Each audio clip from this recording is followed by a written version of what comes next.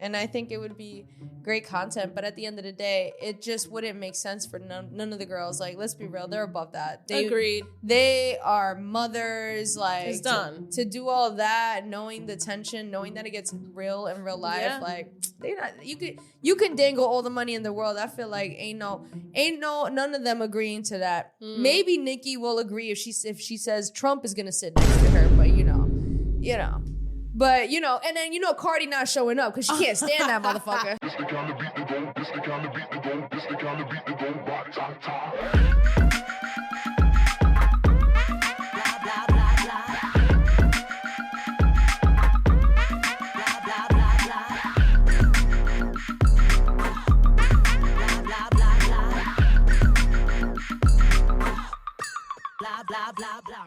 Welcome back to another episode of the Petty Headquarters podcast. I'm your host, Tiana Walking. This is Jessie Strange. And we are back at it again with another episode, y'all. Yes, we are. Here we are. And if you guys are new, hello, welcome. We're the Petty Headquarters. We're a pop culture podcast. We cover things like reality TV, pop culture, internet culture, and baddies. Right. So welcome to the Petty Posse and the Crash Out community members. Welcome back, all of y'all. Yes. Oh, and also, I know a lot of listeners are not subscribed, so please subscribe. It's free $99. We'd appreciate it. Yes, please subscribe. That makes a huge difference. Tell a friend, share it. You know how the case is. So let's just get into this week's dose of mess. Yes. So Maury Povich, how do you pronounce his last name? Got me fucked up. I didn't even know he had a last name. Povich. Maury, okay? The iconic Maury show, right? Similar to the Jerry Springer show, Maury kind of just was like, you are not the father. It was one of those things where he did lie detector tests, paternity tests, all of that, just to see and settle if, the father of this child is the father. Right. And that shit obviously was a hit, right? Yeah, oh yeah. Back in the day, dude, I remember getting ready for school and my mom would have on Maury and Jerry Springer in the morning. Yes. Those shit was on raunchy hours. Raunchy. And it was on in the daytime too. And it was so ratchet. It was so ghetto. It was like trash. And everybody. It was like all types of people on there that was trash. Literally. So I feel like, not gonna lie, Maury and Jerry Springer paved the way for reality TV. I ain't gonna hold you, but that's another conversation we'll get into. The reason why we're talking about this today is because Maury went on the Sherry talk show and told Sherry that the only time he would come out of retirement is if he could get Nicki Minaj and Cardi B to have a sit down and a conversation, and they will conduct a lie detector test. And I heard this and I was gagged, bitch. I was shocked. He is messy for that. Very. And like, what? The fact that that's what's going to bring you out of retirement is messy as fuck. Right. Maury. And he knew what he was doing. Right. Right. You knew that shit would go viral, which it fucking did, right? That's not funny being that old and still being messy like that. Still being messy like that. And I think that it causes us to have a really important conversation here. Because when it comes to baddies, Bad Girls Club, or anything like reality TV, when it comes to black people are so quick to say, oh my God, it's tearing the black community down, da da da da. But no one says anything when you see other people of different cultural backgrounds act just as messy. Right. Like, why can't it just be messy, ratchet TV? Why does it have to become this notion of, oh my God, you're tearing black people down. Oh my God, that's low vibrational. I now look down on you because of this. But you were not looking down on the Maury show. It's crazy because Rolly from Baddies was on Jerry Springer. Right. And she went on there and was like pouring Alfredo sauce all over her. And not once, not that she was famous enough to even be focused on her, or maybe there wasn't social media where you can see how other people felt. But at the end of the day, it wasn't a thing that our neighbor said where it's like, wow, look at this girl pouring Alfredo on herself. She's representing the black culture and bringing us down. Right. Never heard that. Have you? I didn't hear that. Right. And now... We didn't even know she was on Jerry Springer. Correct. Now that she's on Baddies, it's like, oh, this is ghetto. You representing the Black community, and it's not a good representation of it. You're bringing our people down. Right. You know, we have years of being portrayed a certain way. Right. You represent us as an educate. All the nonsense. Mm-hmm. And it's like, this shit existed way before you.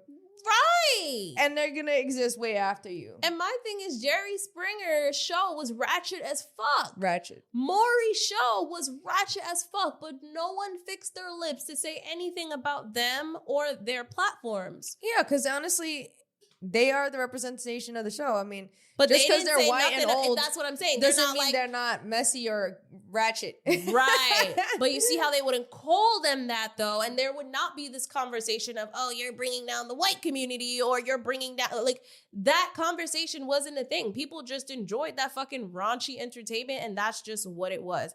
But every time you see something along the lines of like Baddies or Bad Girls Club, or, you know, when it gets to the point where they feel like it's too messy, even though people been being messy, right? Then we start to have these conversations, which to me, it's hard, because I can understand where the conversation comes from, right? It comes from a place of, you know, Black people are tired of getting looked at in specific stereotypical lights, right? So because of that, there's this overcompensation to constantly prove that, oh my God, we are so much more than the stereotype. We are not this, we are not that the media is portraying, which I understand that part of it, right? But at the same time, by doing the overcompensation, you're kind of putting yourself in a box in a way, and I kind of don't like that. Exactly. And that's the part where, to me, it feels very limiting. Like, you're saying that Black people cannot be multifaceted. Like, you're saying that Black people, they're not different types of Black people. We only have to be a certain way to be accepted, when, to be honest, you could do whatever the fuck you want. So I feel like having this belief of trying to overcompensate to prove yourself to white media that Black people, there are good ones, and that there are ones that aren't so ghetto and messy, it just almost feels like you're contributing to a stereotype of keeping your own people down. And it's a weird science behind it. It's a weird thing to think about, but you really got to lock in and critically think about it, because it is limiting in a way. I'd like to just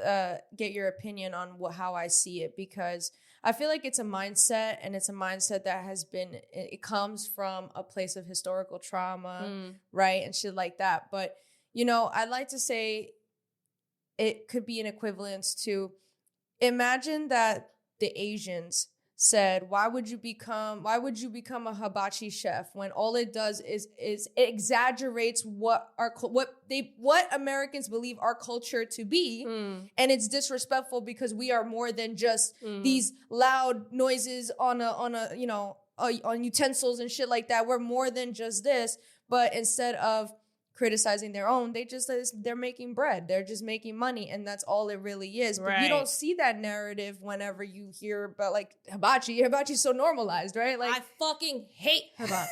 But like, despite how we feel about it, yo, don't get me started. I fucking hate hibachi. That's not even like a real thing.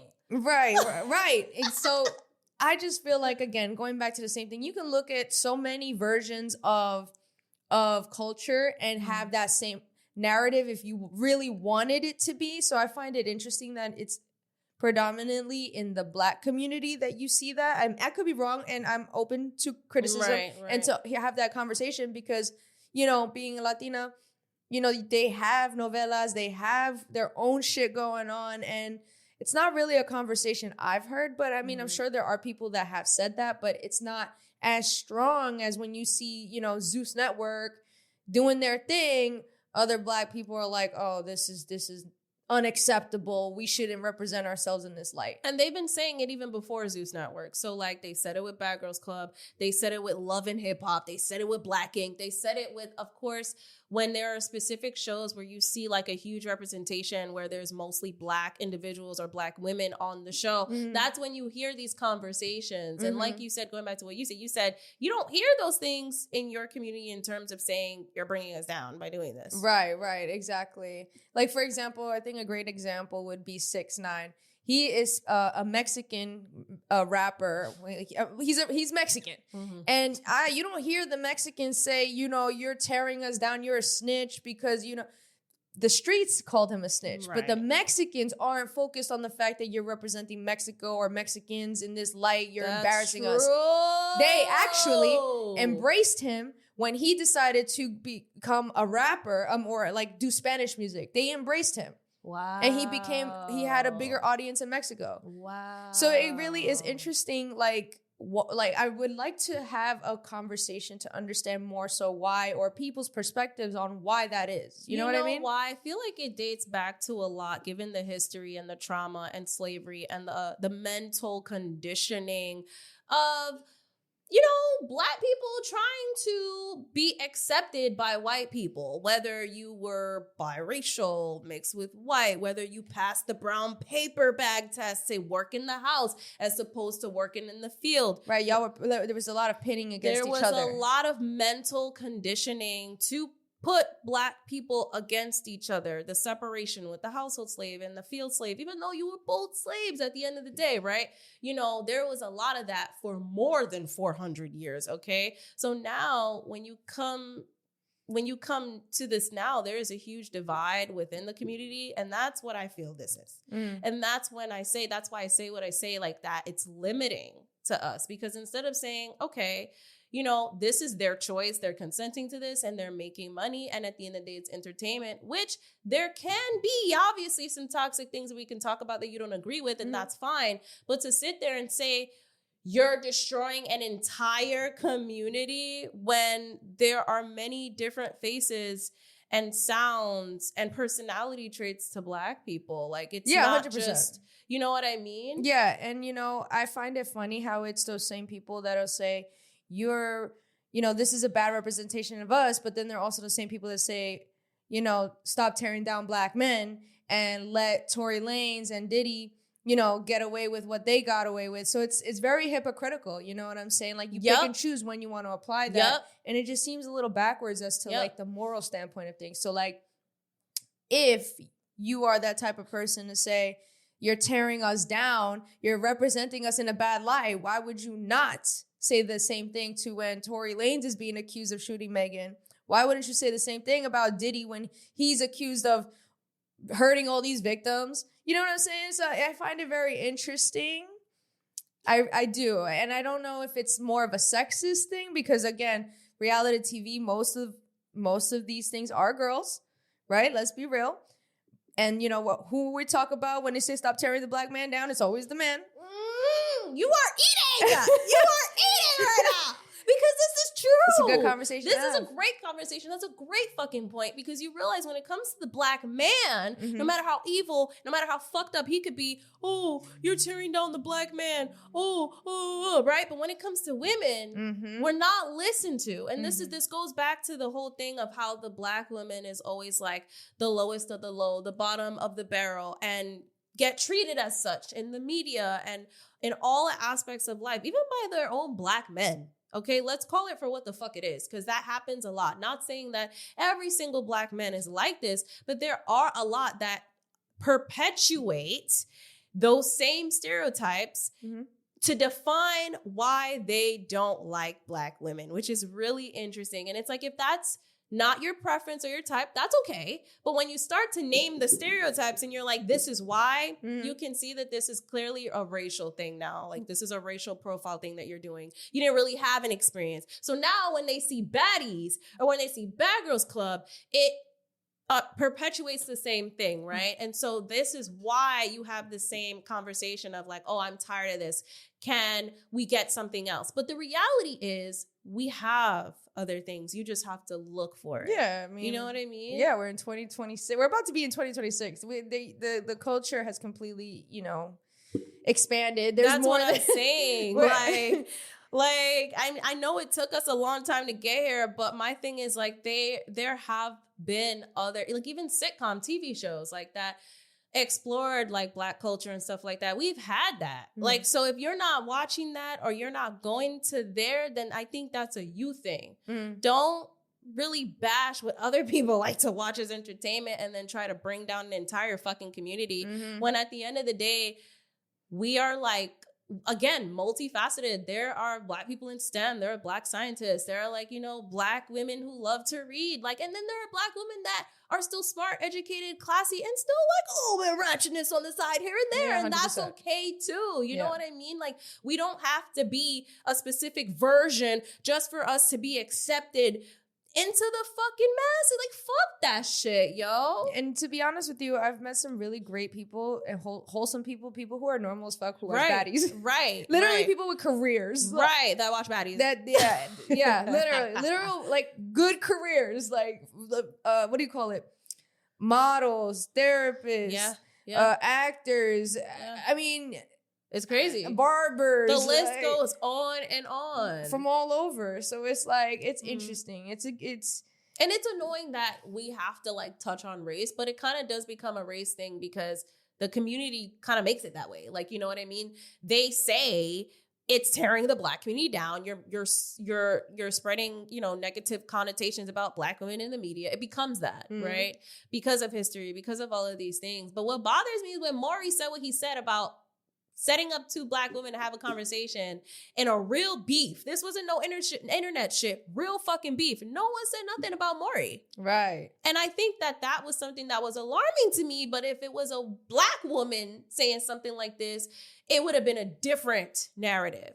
So that is the part that I don't really like, the discrepancies when it comes to, he gets to do this. He gets to do this and go back to his normal white life. But as soon as a Black person does it, it's like, you're this, you're that, you're a thug, da-da-da-da-da. Well, first, we also have to keep in mind, though, that we wouldn't know how it would pan out because at the end of the day, it didn't happen. It happened one way. However, you are right. The possibility of it happening, it's definitely possible because we see it time and time again and play out in other places. Right. But, I don't think anything Maury said was wrong. No, I don't. I mean, listen, I'm here for that, right? I mean, I've watched the Maury show. I've watched the Jerry Springer show.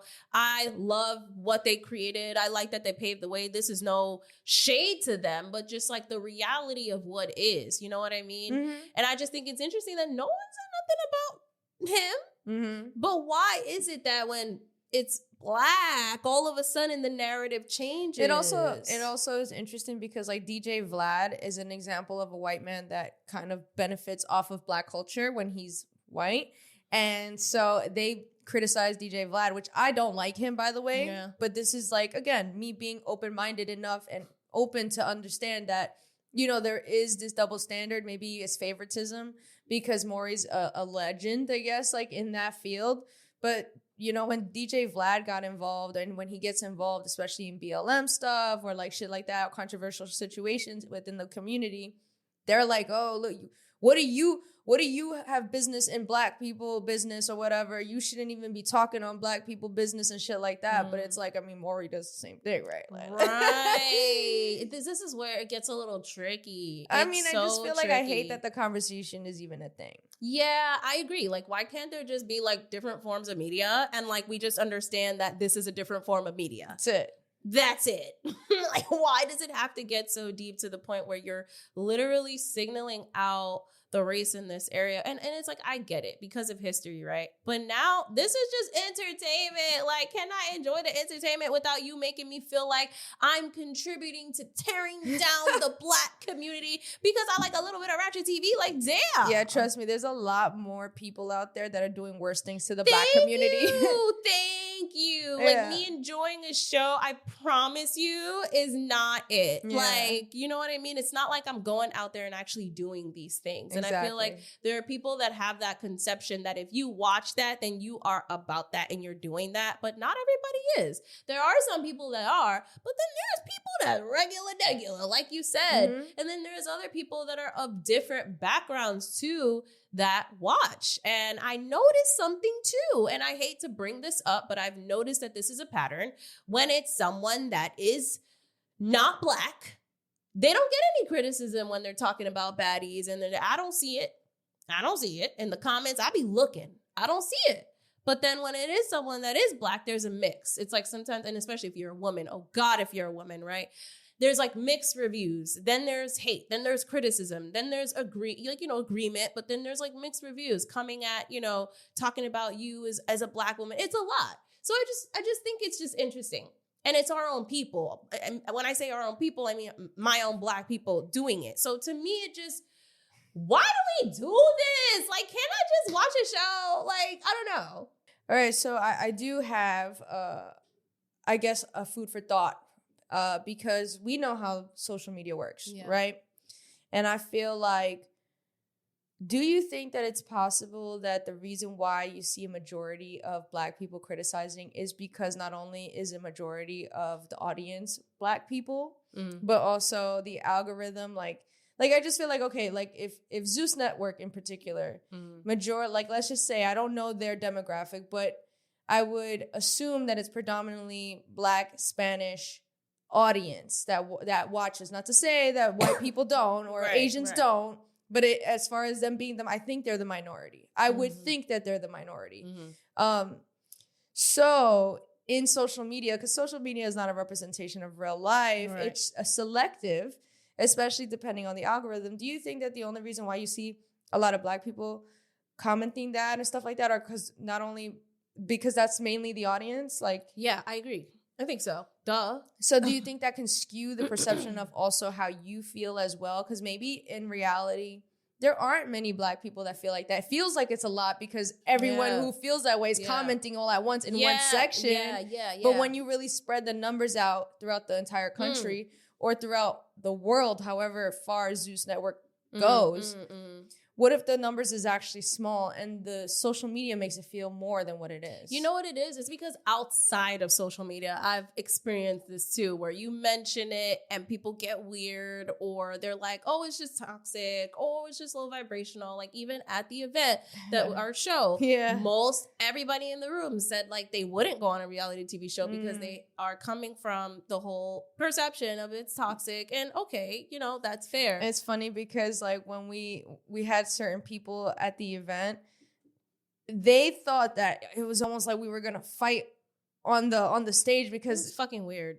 They were like, you know, like we have to also integrate mental health because of this, and it almost made it feel like do you think our podcast is that? Because I don't know, it's just, again, but going back to that negative negative representation or idea of what reality TV is. Right, exactly. Yeah. And I think that's the energy. I feel it. Like whether it's through social media, whether it's through an encounter with a mentor, or whether it's through an encounter with someone outside or a group of people, like you even hear people literally tell me like, I love it, but I don't say that I love it because I know like it's toxic, but it's my guilty pleasure. Like the fact that it's even called have heard that a guilty pleasure lets you know that what it is. But I just think it's interesting that Maury and Jerry Springer can get away with this shit though. Yeah. And that's the part that kills me. And people can say, yeah, I fucked with Maury. And it's never really, and they're like, yeah, that shit was crazy. Like it's never like, oh, I can't say I fuck with it because I don't want people to judge me. Exactly. Or I work in a certain job that I just don't want, you know, I don't want that to be known for that. Or people not getting jobs because they were on Zeus, but Jerry Springer's okay. Maury's okay. That shit was rad. That was literally reunion shows. Yeah. Literally the origins of like a reality show reunion. That's what that was. Each fucking episode. People was fighting on that show. Security was breaking it up. Just like Bad Girls Club, just like Baddies, just like Love and Hip Hop, just like Mob Wives, just like Jersey Shore, just like all of them. But I love how Jersey Shore, you don't hear that. You don't hear that type of, oh, you're giving people a bad look. However, I did hear that some people did not like, the Italians did not like Mob Wives because they did say like, oh, it's giving Italians a bad look. But that was like a small number of people. It wasn't like a whole thing. And I'm wondering if maybe because to me it was small is because I'm not in that community. That's what I'm saying, right? So maybe, I don't know, because I did hear that there were Italians that were like, nah, I'm not fucking with that. And I heard that some of the, you know, husbands that were in the mob divorced their wives that were on the show because they were like, you're like kind of snitching or you're like telling my business and then you're making us look bad type shit. So to each their own, but I never heard nothing about Maury. I never heard anything about Jerry Springer. And I'm surprised I haven't heard anything about someone saying that you're trying to pit two black women against each other. I'm surprised I haven't heard that. I'm surprised I haven't heard that either. Because that's messy as hell. Yeah. Considering how they literally fought at a Met Gala. Like, do you really think that these two women could be in a room together? No, they can't. Like, Cardi B's from the fucking Bronx and Nicki's from Queens. Let's be so for real right now. What a crazy combo. They cannot be in the same room together. Like, Nicki's from Southside Jamaica. Right. Like, what? Down the block. That ass. Like, what? And then Cardi, that ass from the Bronx. Like, you really think these two could be in a room together? Let's be so fucking real. And he knows that, which is why he said it. Right. And that would obviously be like the biggest sit down ever. But it reminded me that, like, okay, Zeus Network has something like that too. The conversation. Yeah. Yeah. Just without the lie detector test. Exactly. No, I agree. And I think it would be great content, but at the end of the day, it just wouldn't make sense for none of the girls. Like, let's be real, they're above that. Agreed. They are mothers. Like, it's done. To do all that, knowing the tension, knowing that it gets real in real life, like they not. You can dangle all the money in the world. I feel like ain't none of them agreeing to that. Maybe Nicki will agree if she says Trump is gonna sit next to her, but you know. But, and then, Cardi not showing up because she can't stand that motherfucker. So, Cardi's not talking. Like, I feel like after everything that happened with their internet beef on Twitter, you really think they can be in the same room together, do a fucking lie detector test? Let's be so for real. And my thing is, if it was Jason Lee that said that, everybody would attack him. But because it's Maury, no one attacked Maury, but it's just as messy. And just so you know, we're not advocating for people to attack Maury. No, we're not. But it's interesting to see the reaction in the media and the human behavior as to how they respond to someone like Maury as opposed to someone like Jason Lee, who we know is very messy, right? Or Natalie Nunn, right? Or just anyone else that was on reality TV or that kind of produced the same shit he produced. Why doesn't he get the same energy? I guess is my question. And that's all. That's all. There definitely is something there. There's something there, and it ties, unfortunately, into race and unfortunately into sexism. Does it tie into race, or could it be like an age thing as well? Like it could be that. It could be all three. Because imagine like how people look coming for the old man. You know what I'm saying? He's a legend.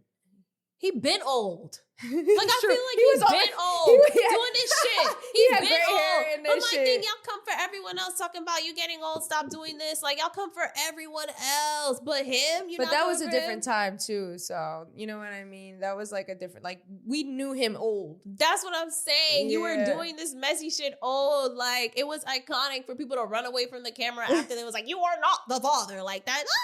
That was so iconic. That's what made his show like really good. Like, Jerry. Exactly.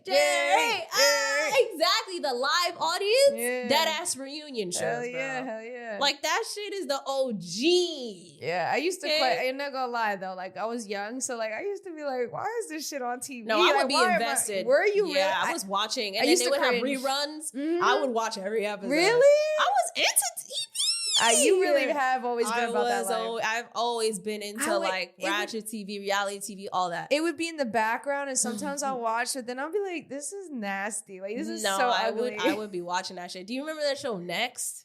You don't know that show? Oh, that was my show. Yo, when they would get off the bus and like basically they would want to be hooked up with like for example, it's four guys or some shit. So they would be waiting outside the bus and they get off. If they like them, they could proceed and have a conversation. If they don't, next. It's sometimes it's like pop the balloon, yeah. But like just old school version without the balloons, and they would just sometimes be yelling next before they got off the bus, and I would be cracking the fuck up. Yo, I loved back in the day TV. Okay, they don't make it like that no They more. don't. But yeah, that is it. That's all I want to say about this. Yeah, I mean it was a quick conversation, something that we observed online. You brought it up, and you know, it builds for good conversation. I'm curious to know what you guys think about, like, what we had to say. Well, what do you think it is? Are we looking too much into it? Is it not that deep? Like, you know, like the same way, you know, the internet's going to talk. Is it ever that deep? Do you guys feel that? You know what I mean? Yeah. You know? So I just think I do see the difference, and I think 6ix9ine, like I said, is a great example of. I really was surprised that the Mexicans embraced him because I don't fuck with 6ix9ine. But even when I look at him, I don't sit there and say you're a bad representation for the Latino culture. So I never heard anyone say that. Right. So it's just like, and he's like literally accused and been accused of terrible things. And you're in that community, so you would have seen it if that was the case. Oh, yeah, and you didn't see that. 100%. So I don't know. These are conversations to be had. I'm curious to know what you guys think. Yeah, exactly. Let us know. Let us know where you're from too. Let us know if you've even heard anything about any other reality show that is just not Black, and if you heard a different narrative. Like, let me know. I know some people, like with the Italians, okay? Get it together. With the Italians, I heard that the Italians was like, we ain't fucking with that. But I don't know if there's anything else. Also, I was on TikTok. I saw that they had like a Arabic version of Love Island, and the men on there be fighting every day. Oh. They be like, oh, this is like baddies, but Love Island, but like with men. And I saw clips. I'm like, yo, this is mad ratchet. That's crazy. But everybody was like, I need this now. I need to watch it. I didn't hear nobody saying, oh, you're making our community look bad. You know? So I just thought it was so funny. I was like, I need to watch it too. Shit. Yeah. But I was like, all these men fighting on the show. Like, it was crazy. But yeah, without that, shit, let the people know where they can find you. You guys can find me on Instagram. That's JESSI-strange. And where can they find you, Tiana? You guys can find me on Instagram at RandomVideo1. You guys can find us on Instagram at The Petty Headquarters. You guys can find us on YouTube and all podcast platforms at The Petty Headquarters. We release episodes weekly, y'all. And with that being said, this was your weekly dose of mess.